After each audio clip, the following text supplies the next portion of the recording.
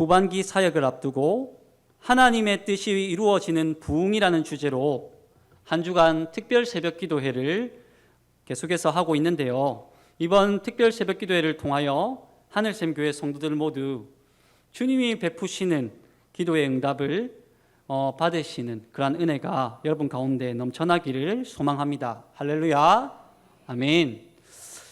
오늘 본문의 앞선 문맥에서는 제자들이 예수님께 기도를 가르쳐 달라고 그렇게 부탁하고 있습니다. 그러자 예수님께서 제자들에게 주기도를 가르쳐 주는 내용으로 그렇게 이 누가복음 11장은 시작하고 있습니다. 예수님은 한적한 산에 오르셔서 오랫동안 기도를 마치시고 산에서 내려왔는데요. 그때 제자 중에 한 사람이 기도를 마치고 내려오시는 예수님께 달려가서 한 가지 부탁을 합니다. 그 부탁의 내용이 무엇이냐면 세례 요한도 자신의 제자들에게 기도를 가르쳐 주는데 예수님도 우리들에게 기도를 어떻게 하는지 가르쳐 달라고 그렇게 요청했습니다. 왜냐하면 주님은 기도하는 시간만 되면 제자들과 따로 떨어져서 오랜 시간 동안 하나님께 기도를 드리고 난 뒤에 제자들이 있는 곳으로 돌아오셨기 때문입니다. 항상 그렇게 기도하는 주님의 모습을 보아왔던 제자들은 그런 주님의 모습을 담고 싶어 했습니다. 그래서 제자 중에 한 사람이 어떻게 하냐면 어떻게 하면 주님처럼 기도할 수 있는지 그렇게 물어보았던 것입니다. 한편으로 주님은 그런 질문을 하는 제자들이 어찌 보면 대견하게 여겨질 수도 있었을 것입니다. 그래서 주님은 제자들에게 가장 모범이 되는 기도를 가르쳐 줬는데요. 그 기도가 바로 주기도였습니다.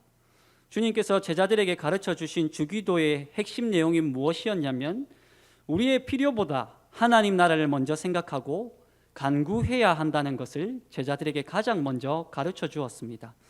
그리고 예수님께서는 하나님의 이름이 거룩해질 것과 하나님의 나라가 이 땅 가운데 임할 것을 기도하라고 제자들에게 그렇게 가르쳤습니다. 하나님의 나라가 이 땅 가운데 임한다는 것은 곧 하나님의 통치를 의미하는 것이었습니다. 주님의 제자라면 이러한 사안을 위해서 먼저 기도할 수 있어야 한다는 것도 가르쳤습니다. 그리고 이어서 주님께서 제자들에게 기도하라고 가르쳤던 내용은 우리의 필요를 위해서 기도하라는 것입니다. 또한 하나님 앞에서 우리의 죄를 용서받는 것을 두고 기도할 것도 잊지 않고 가르쳤습니다.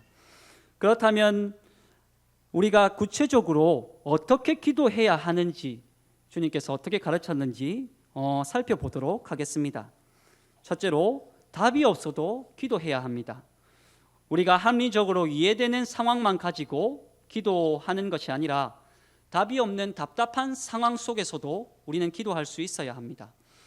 누가복음 11장 5절에서 6절 말씀을 다 같이 읽어보도록 하겠습니다. 누가복음 11장 5절에서 6절 말씀입니다. 또 이르시되 너희 중에 누가 벗이 있는데 밤중에 그에게 가서 말하기를 벗이여 떡 세 덩이를 내게 구워 달라. 내 벗이 여행 중에 내게 왔으나 내가 먹일 것이 없노라 하면 아멘. 그 당시 팔레스타인 지역은 찌는 듯한 무더위를 피해서 오후가 되어서야 여행을 떠났습니다. 그래서 먼 곳을 여행하는 사람들은 대부분 마을이 보이면 잠시 유숙하고 또 다른 곳으로 이렇게 여행하는 그런 여행을 그렇게 떠나곤 했습니다. 그래서 무더위를 피해서 오후에 여행을 떠나다 보니까 다른 마을까지 이렇게 이동하는데 밤늦게 도착하는 경우가 종종 있었습니다. 우리나라도 과거에 옛말에 나그네에게 물 한 그릇이라도 잘 대접해야 한다는 말이 있었듯이 그 당시 이스라엘 백성들도 손님을 잘 대접해야 한다는 그러한 문화가 지배적이었습니다.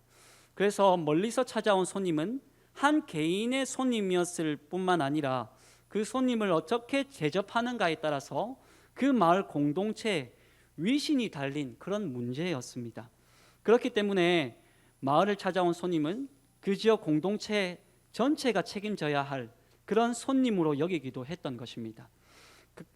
그래서 그 개인에게 찾아온 손님을 잘 대접하지 못했다는 것은 곧 마을 공동체 전체의 위신이 깎이는 일이라고 해도 어찌 보면 과언이 아니었던 그런 어떤 시대적인 상황이었습니다. 그러던 어느 날 한 친구의 집에 예고도 없이 먼 길을 여행 중이던 한 친구가 찾아왔습니다. 아무런 예고도 없이 불쑥 찾아온 손님이었기 때문에 한 가지 문제가 발생했는데요. 손님을 맞이한 친구가 당면한 문제가 무엇이었냐면 바로 집에 그 당시 떡이라고 할 수 있는 그런 어떤 음식이 떨어진 것입니다. 어쩌면 손님을 대접할 만큼 충분한 양의 떡이 남아있지 않았을 수도 있고요. 그 당시 대부분의 이스라엘 백성들은 대개 집에서 먹을 만큼만 음식을 만들었기 때문에 이제 음식이 부족할 수도 있었던 그런 상황에 놓인 것입니다. 이제 손님을 맞이한 친구는 그저 답답한 처지에 놓인 것입니다. 무엇으로 자신의 집을 찾아온 손님에게 대접할까? 그런 고민에 빠졌던 것입니다. 이런 고민은 어쩌면 우리에게도 당면할 수 있겠죠. 그렇다고 아무것도 대접하지 않고 그저 잠만 자고 가라고 할 수도 없는 노릇입니다. 그렇게 손님을 대하는 것은 그 당시 팔레스타인 문화에서는 큰 결례가 되었기 때문이죠. 그래서 손님을 맞이한 친구는 최대한 예의를 갖추려고 다른 방도를 찾았는데요. 그렇게 생각해낸 방법이 무엇이었냐면 바로 그 마을에서 떡이 있을 법한 또 다른 친구의 집을 찾아가서 떡을 빌려서라도 자기를 찾아온 손님을 대접하고자 했습니다. 이처럼 밤늦게 찾아온 손님을 대접하기 위해서 이 친구의 마음을 한번 우리가 생각해 본다면 그 친구의 마음이 얼마나 답답했겠습니까? 아마도 애가 많이 달았을 것입니다. 애가 탔을 것입니다. 아마도 이러지도 못하고 저러지도 못한 처지에 빠졌을 것입니다. 여러분, 우리가 삶을 살아가다 보면 불현듯 찾아온 손님을 대접해야 하는 그런 곤란한 상황에 우리도 봉착할 때가 있습니다. 그리고 사람과 사람 사이에서 찾아오는 인간관계의 문제로 답답한 상황을 만나기도 하고요. 부모와 자녀 사이에서 겪는 갈등으로 답답한 상황을 만나기도 하죠. 그리고 직장에서 겪는 여러 가지 문제로 답답한 상황을 만나기도 합니다. 그럴 때는 참 답이 없어 보일 때도 있죠. 그렇다면 여러분의 삶 속에 답답한 상황이 펼쳐질 때 여러분이라면 어떻게 그 상황을 극복해 나가시겠습니까? 그때 가장 현명한 방법은 아무리 답이 없는 상황이라도 하나님 앞에 간절히 기도할 때 여러분 앞에 놓인 그 답답한 문제에 대한 해답을 누가 그 해답을 내어 놓으시냐면 하나님께서 그 대답을 허락하시는 줄 믿으시기를 소망합니다. 아멘. 둘째로 우리는 끝까지 기도해야 합니다. 우리는 기도가 응답될 때까지 끈질기게 기도해야 합니다. 7절에서 8절 말씀을 다 같이 읽어보도록 하겠습니다. 7절에서 8절 말씀입니다. 그가 안에서 대답하여 이르되 나를 괴롭게 하지 말라. 문은 이미 닫혔고 아이들이 나와 함께 침실에 누웠으니 일어나 내게 줄 수 없노라 하겠느냐. 내가 너희에게 이르노니 비록 벗됨으로 인하여는 일어나서 주지 아니할지라도 그 간천함을 인하여 일어나 그 요구대로 주리라. 아멘. 멀리서 찾아온 손님을 맞이한 친구. 이 친구는 자기 집에 음식이 떨어지자 그 손님을 잘 대접하기 위해서 한밤중에 자기 동네에 떡이 있을 만한 또 다른 친구의 집을 찾아갑니다. 그렇게 같은 마을에 사는 친구 집에 찾아가서 떡을 빌리려고 그렇게 떡을 빌려서라도 자신에게 찾아온 손님을 대접하기로 그렇게 생각한 것입니다. 그러나 모든 사람들이 곤히 잠든 시각이었기 때문에 떡이 있을 만한 친구 집에 발걸음을 옮길 때 아마도 떡을 빌리러 간 친구의 마음 한켠에는 미안한 마음도 있었을 것입니다. 또 다른 마음 한켠에는 어떤 마음이 들었을 것이냐면 자신의 집을 찾아온 손님을 잘 대접해야 한다는 그러한 마음도 컸을 것입니다. 이러한 두 가지 마음, 이 두 가지 마음이 떡을 빌리러 간 친구의 마음에 공존했을 것 같습니다. 그렇게 자고 있는 다른 친구의 집에 도착해서 떡 세 덩이를 빌리기 위해서 문을 두드렸는데요. 여러분 한번 상상해 보십시오. 모두가 잠든 한밤중입니다. 그런데 남의 집 대문을 쿵쿵쿵 하고 두드려야 합니다. 아마 두드리고 있었을 것입니다. 아마도 그 문 두드리는 소리는 한밤중이었고 다 자는 시각이었기 때문에 집 안에서는 아주 크게 들렸을 것입니다. 물론 손님을 대접하고자 했던 친구가 문을 두드리는 데는 분명한 이유가 있습니다. 손님을 잘 대접해야 하겠다 하는 그런 자신에게는 목적이 있었기 때문입니다. 그렇게 안에서는 다급하게 들려오는 목소리의 정체는 자신의 집에 손님이 찾아왔으니 떡 3덩이만 빌려달라는 부탁의 목소리와 다급한 목소리가 안에서 들어보니까 들려왔습니다. 그렇게 대문을 계속해서 쿵쿵쿵 하고 두드리고 있습니다. 그러자 시끄러운 소리에 잠을 깬 친구가 집 안에서 대답을 했는데요, 그 대답을 밖에서 가만히 들어보니까 안에 있는 친구가 하는 말이 대충 이렇게 들렸습니다. 떡을 빌려주고 싶지 않은 마음이 아니라 안에서 불을 켜고 밖으로 나가는 것이 어려우니 이만 집으로 돌아가라 하는 그런 대답이 들려왔던 것입니다. 여기서 여러분들이 이해해야 할 것이 있는데요, 그 당시 이스라엘의 가옥 구조가 어떠한지 이해할 필요가 있습니다. 예수님 시대의 가옥 구조는 아주 열악했습니다. 큰 부자가 아닌 이상 대부분의 이스라엘 백성들은 진흙으로 만들어진 매우 작은 집에서 그렇게 온 가족이 그렇게 같이 생활했습니다. 집의 규모는 어떠했냐면 단칸방 구조였고 진흙으로 짓이겨진 담벼락으로 구성되어 있었습니다. 그렇게 지어졌습니다. 작은 방 하나에 유리창 하나 낼 정도 그런 어떤 구조로 집이 지어졌던 것입니다. 집이 워낙 비좁다 보니 온 가족이 방 하나에서 생활하고 그리고 식사도 하고 그리고 용변도 보는 그런 어떤 구조였습니다. 한 방에서 잠을 잘 수밖에 없었는데 이제 이렇게 세로로 아내도 자고 자식도 자고 그리고 맨 가에 가장이 자는 그런 구조였던 것입니다. 그렇게 한 방에서 잠을 이루고 있었던 것입니다. 보통 문에서 가장 떨어진 곳에 그렇게 가장이 자고 있었기 때문에 한밤중에 누가 이렇게 가장을 찾는다면 그러면 온 가족이 이 가장이 나갈 때 그렇게 무엇인가 물건을 빌리러 온 사람이 있다면 이 가장이 나갈 때 온 가족이 일어나야 하는 불편함이 있었던 것입니다. 그래서 오늘 떡을 빌리러 온 친구에게도 무엇이라고 대답하냐면 집안에 있던 친구가 떡을 찾으려면 이제 불도 켜야 하고 그러면 그 불을 킴과 동시에 가족들이 잠에서 다 깰 수밖에 없으니 이만 집으로 돌아가 줄 것을 그렇게 부탁했던 것입니다. 그런데 집 밖에 있던 친구가 이러한 사정을 듣고도 돌아가지 않는 것입니다. 어떻게 행동하냐면 순순히 집으로 돌아가지 않고 이 말을 했음에도 불구하고 눈치가 없는 것인지 집안에 있는 친구의 말을 무시하는 것인지 밖에서 계속 문을 두드립니다. 그리고 너무나 이기적인 행동을 이어갑니다. 자기가 대접할 손님만 생각하고는 계속해서 한 마을에 사는 친구에게 떡 3덩이만 빌려달라고 한밤중에 문을 쿵쿵쿵 하고 그렇게 두드리고 있습니다. 얼마나 문을 두드렸는지 몇 시간 문을 두드렸는지는 성경에 기록되어져 있지는 않지만 아마도 집안에 자고 있었던 같은 마을에 살고 있는 친구의 집안 식구들은 그 문 두드리는 소리에 모두 잠에서 깨어났을 것 같습니다. 그 정도로 문을 두드렸을 것입니다. 떡을 빌리러 온 친구는 자신의 체면이 구겨지는 것이 어떻게 되든지 신경 쓰지 않습니다. 왜냐하면 떡을 빌리러 온 친구의 목적은 오직 자신을 찾아온 손님을 잘 대접해야 하겠다는 생각밖에 없었기 때문입니다.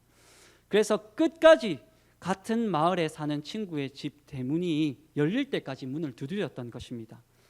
그러자 꿈쩍도 안 하던 친구 집 대문이 열리고 결국 떡 3덩이를 들고 집안에 있던 친구가 그렇게 밖으로 나왔습니다. 그리고 떡을 빌려주면서 이 친구가 한마디 말을 내던집니다. 그 말이 바로 8절에 기록되어져 있는데 이렇게 말하고 있습니다. 내가 너희에게 이르노니 비록 벗됨으로 인하여는 일어나서 주지 아니할지라도 그 간청함을 인하여 일어나 그 요구대로 주리라 라고 그렇게 말씀하고 있습니다.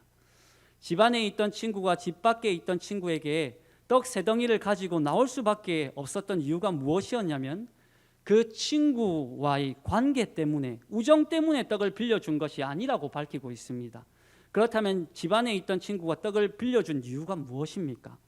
그것은 집 밖에 있던 친구가 끝까지 문을 두드리는 그 간청함, 그 간절한 요청 때문이라고 밝히고 있습니다.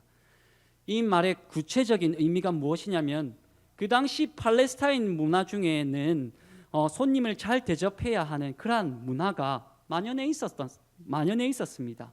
그 문화는 앞서도 말했듯이 그것은 비단 개인적인 문제뿐만 아니라 마을 공동체 전체의 위신이 달린 문제이기도 했습니다.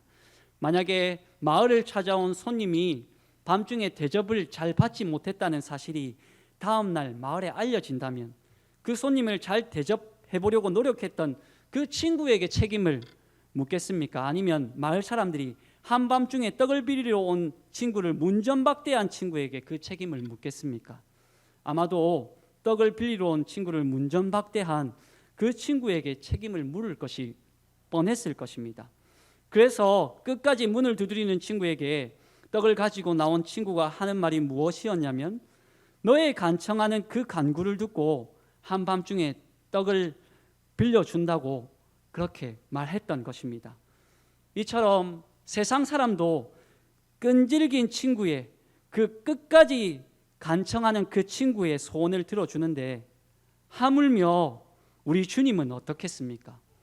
우리가 기도하는 기도에 응답하시는 하나님의 신실하신 성품이 부끄러움을 당하지 않기 위해서라도 우리가 간구하는 기도가 있다면, 끝까지 기도한다면 하나님께서 우리의 기도에 응답하시지 않겠습니까? 여러분에게 간구하는 기도 제목이 있습니까? 그렇다면 그 기도 제목을 가지고 끝까지 간구하시기를 소망합니다. 주님께서 신실하게 응답하실 것입니다. 누가복음 11장 9절에서 10절 말씀에는 이렇게 말씀하고 있습니다. 우리가 다 같이 한번 읽어보도록 하겠습니다. 내가 또 너희에게 이르노니 구하라 그러면 너희에게 주실 것이요, 찾으라 그러면 찾아낼 것이요, 문을 두드리라 그러면 너희에게 열릴 것이니, 구하는 이마다 받을 것이요, 찾는 이는 찾아낼 것이요, 두드리는 이에게는 열릴 것이니라. 아멘. 여러분, 하나님께 아무것도 구하지 않고 하나님께 기도로 찾지 아니하고 하나님께 기도로 문을 두드리지 아니하면 우리는 하나님께 기도의 응답을 받을 수 없습니다. 주님께서 기도로 응답하실 때까지 우리가 주님 앞에 간구하는 기도의 제목이 있다면 기도가 응답될 때까지 끝까지 기도하시기를 바랍니다. 때로는 하나님께 무모하게 기도해도 괜찮습니다. 때로는 하나님께 눈물 범벅이 되도록 기도해도 괜찮습니다. 때로는 하나님께 주여 하고 통성으로 기도해도 괜찮습니다. 그렇게 주님 앞에 끝까지 기도할 때 하나님께서 우리의 기도를 들으시고 우리 삶에 응답의 은혜를 허락하시는 줄 믿으시기를 바랍니다. 셋째로, 당당하게 기도해야 합니다. 우리가 주님께 기도할 때 기도 응답의 확신을 가지고 기도해야 한다는 것입니다. 11절에서 13절 말씀을 다 같이 읽어보도록 하겠습니다. 너희 중에 아버지 된 자로서 누가 아들이 생선을 달라고 하는데 생선 대신에 뱀을 주며 알을 달라고 하는데 정갈을 주겠느냐? 너희가 악할지라도 좋은 것을 자식에게 줄 줄 알거든. 하물며 너희 하늘 아버지께서는 구하는 자에게 성령을 주시지 않겠느냐? 아멘.